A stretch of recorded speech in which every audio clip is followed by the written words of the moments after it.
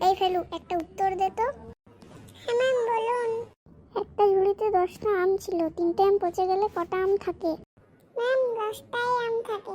কেন রে, 3টে আম তো পচে গেছে। ম্যাম আম পচে গেলে তো আর কলা হয়ে যাবে না, সে তো আমই থাকবে না। তোর সাথে আর পারলাম না। হ্যাঁ ম্যাম, আমার সাথে কথা বলে কোনো লাভ হবে না। তুই এখান থেকে যাবি না তোকে বের করে দেব? যা ভালো বোঝেন করুন। এদিকে আয় তো। ম্যাম এলাম তো।